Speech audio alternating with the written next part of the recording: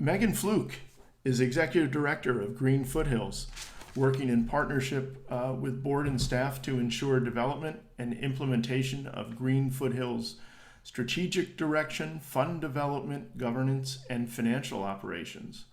Her emphasis on impact, ethics, and collaboration has led to a focus on community building and non-traditional partnerships, as well as growth of organizational capacity. A community organizer at heart, she fiercely believes in the power of the people and grassroots action. Previously, Megan managed the Climate Resilience Communities Program for Sierra Club Loma Prieta. Take it away, Megan. Hello. Thank you, Dennis. Can you hear me okay? Yep. Great. Hello, folks. Happy Thursday. Thank you all so much for being here this afternoon. As Dennis already said, and thank you to Sustainable Silicon Valley for inviting me. My name is Megan Fluke, she, her pronouns. I'm the Executive Director of Green Foothills, a local nonprofit organization. Today, I'm going to share a little bit about the environmental land use nonprofit that I work for. I'll share some ideas and actions that anybody can take in support of environmentalism and inclusion. I am also going to try not to take myself too seriously. It is the end of a very long Thursday after all. This is going to be a pretty quick talk, less than 20 minutes. And my goal is for you to walk away with a fresh perspective and a little more energy for the work ahead. So to kick us off, I want to invite you to introduce yourself in the chat. Share how you're doing today, where you work. Is there something that you want others to know about you? Maybe there's something that you can use some help with. I wish we had time right now just to introduce one another. I know that there are some amazing people here.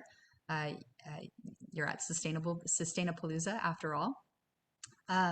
Just to share a little bit about me, I live in San Jose. I'm a mom first and foremost.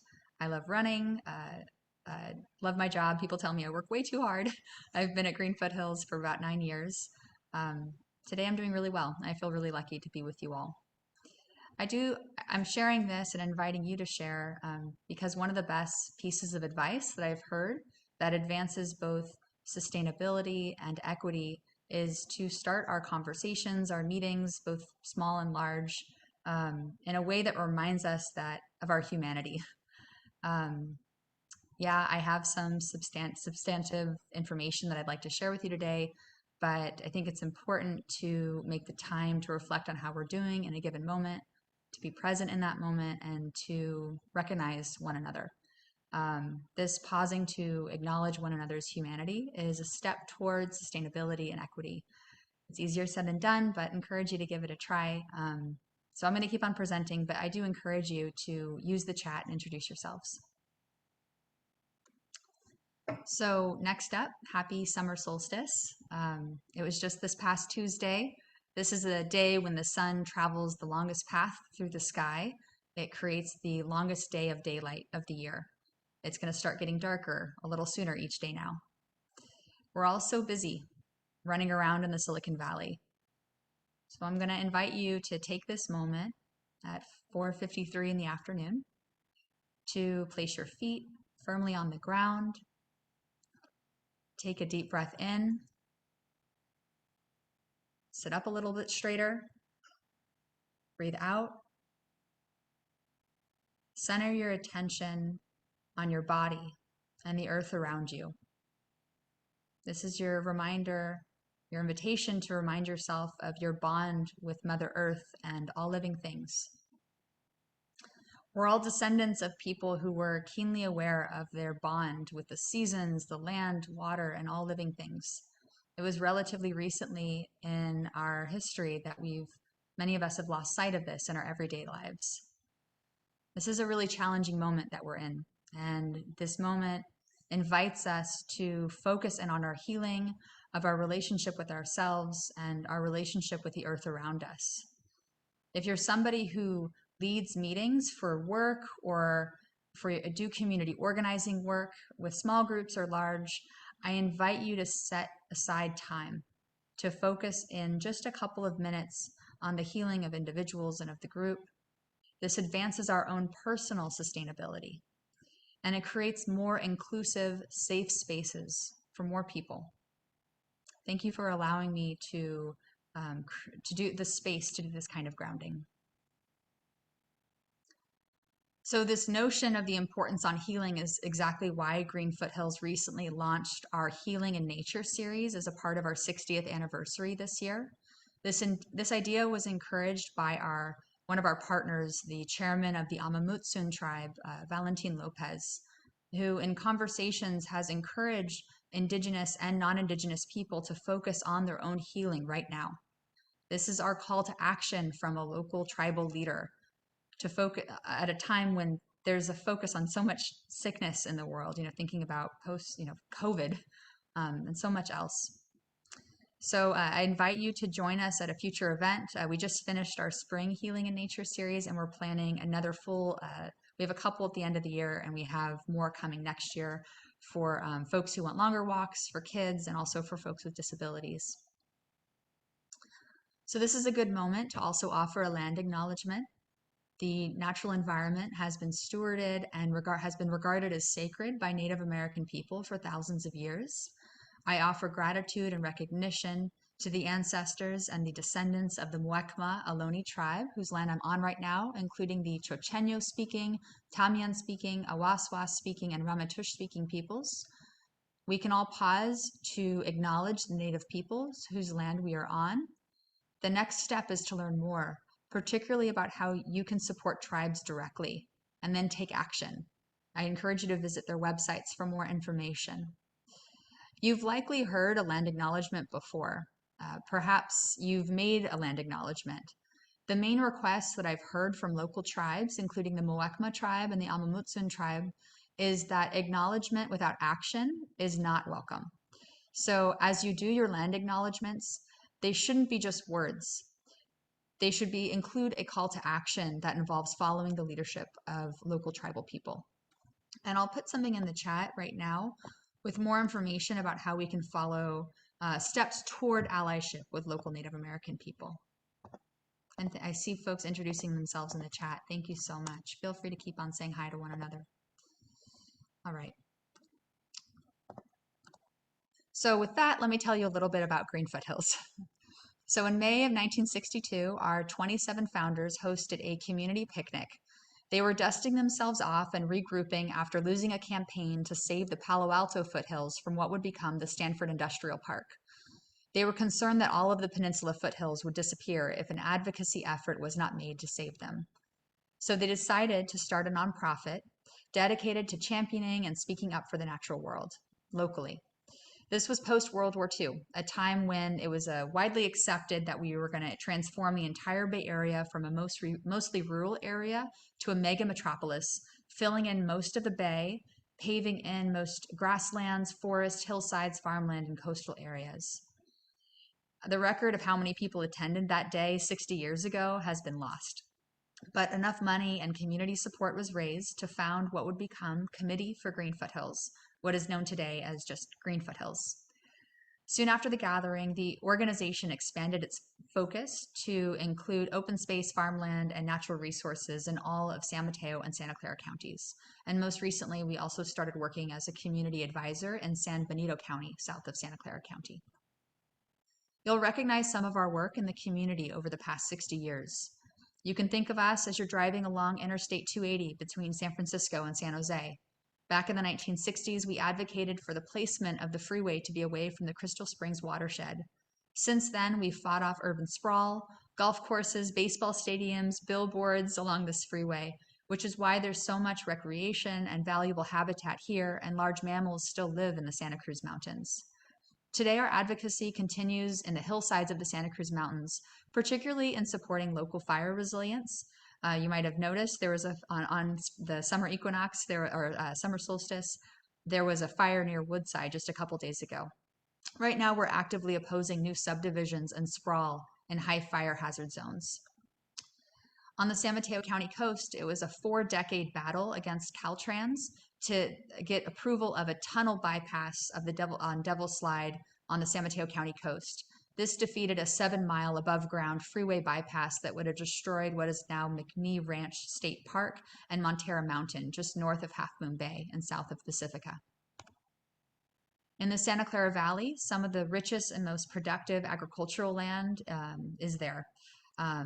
It's the highest valuable soil when it comes to soil types for farming.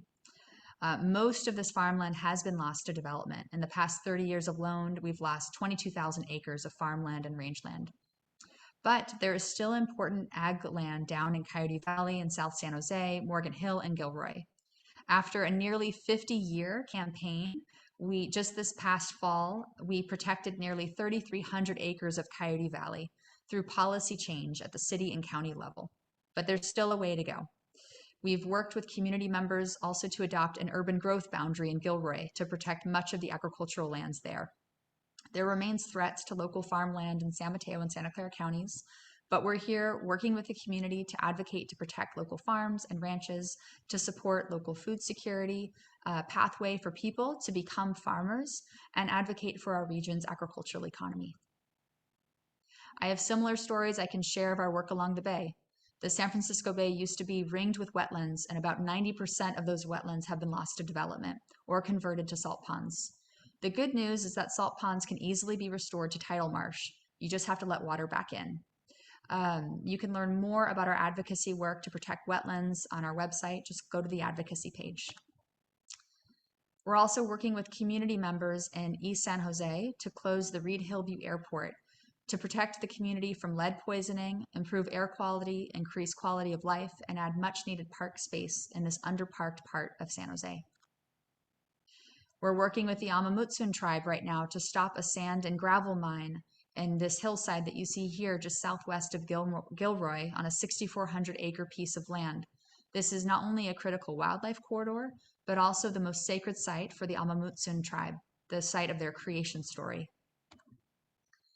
And right now in East Palo Alto, developers want to build more than 3.3 million square feet of offices near a bayland preserve. This is the only natural open space in the city as part of a proposed Ravenswood business district.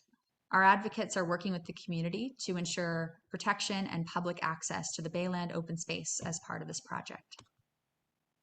And I heard this in a couple presentations ago, the mentioned Lehigh Quarry. We're working to see that the Lehigh Quarry does not expand their operations in Cupertino, all the more given that they have 2,100 known legal violations that have been cited for in the last 10 years from local, state, and federal agencies.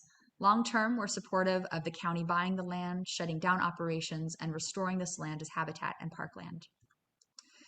So these are just some of the stories of our work. And there's more. We've actually worked on over 900 land use issues since our founding 60 years ago, protecting 200,000 acres of habitat, farmland, and open space. This enhances our mental and physical health too, and our quality of life. Our region in San Mateo and Santa Clara counties has actually protected 26.5% of land for conservation. And science tells us that protecting nature can slow down the pace of global warming, mitigate climate impacts, preserve biodiversity, and ensure clean air and safe water for all. And all this work that I'm sharing is possible because of the support of community members like you. The way that our work actually looks is threefold. We engage in land use policy, proposals, and planning processes that pose an opportunity or threat to our local natural environment. We provide support and information needed for current and future decision makers to be champions for conservation and inclusive public process as well, making sure that the community is always centered in decision making. And we bring together and mobilize people to effectively navigate the land use process. As a part of that last piece of our work, we have an 8-month leadership program to train, mentor, and learn from local change makers who want to advocate not only for the environment, but also for social equity. After folks graduate, we support their advancement into leadership positions, including nonprofit boards, founding campaigns, and being appointed to public commissions. The core lesson we want folks to walk away from this program with is that as they advance their conservation and anti-racist work, that they're always grounding the goals of their work in the communities most impacted by the issue, and also for the next 7 generations, and really all living things. So if you'd like to know more about the future and the vision that we're working towards, we actually just released a 4-part vision for our organization centennial in 2062. I encourage you to check out our website to learn more, greenfoothills.org/vision. All right, so I told you that I was going to share a little bit about Green Foothills and some ideas and actions and practices you can take in support of environmentalism and inclusion. Here's a few actions. I've already sort of covered them, but just to summarize a few. 1, please subscribe to our email list, come to one of our events, and support our vision.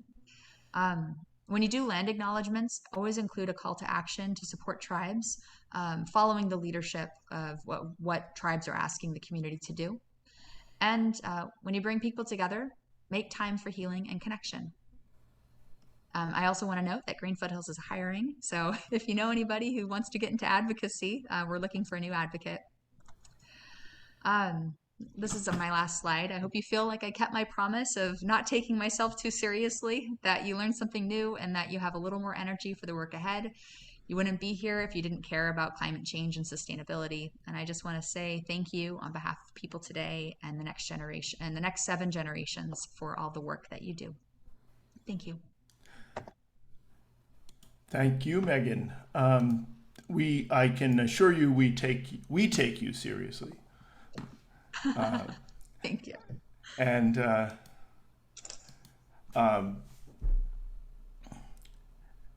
thank you actually for the yoga-like ministrations at the beginning of your presentation. It certainly was helpful to me, and I was just checking. I just want to do a scan. There were just in the chat. There's some.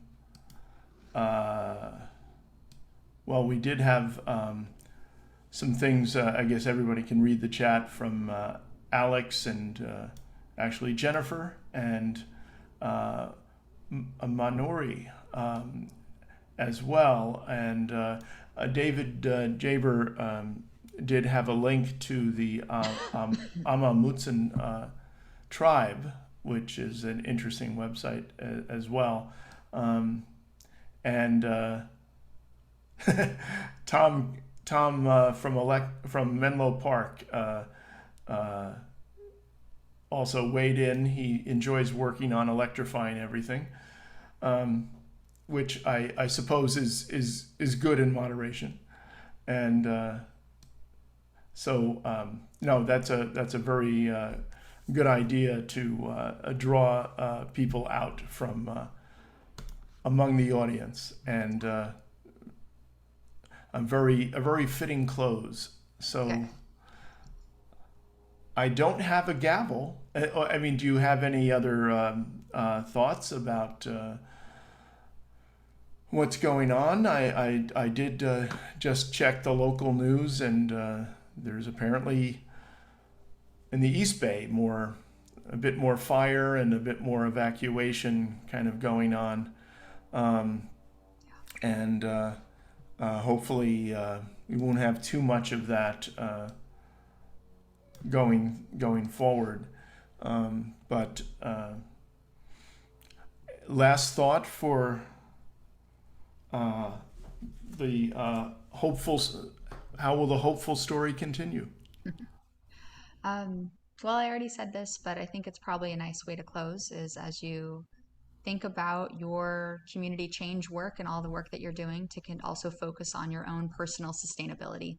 We all need to be in a good place to do this work. And eliminate plastic while you're at it. And eliminate plastic while you're at it. Yes. But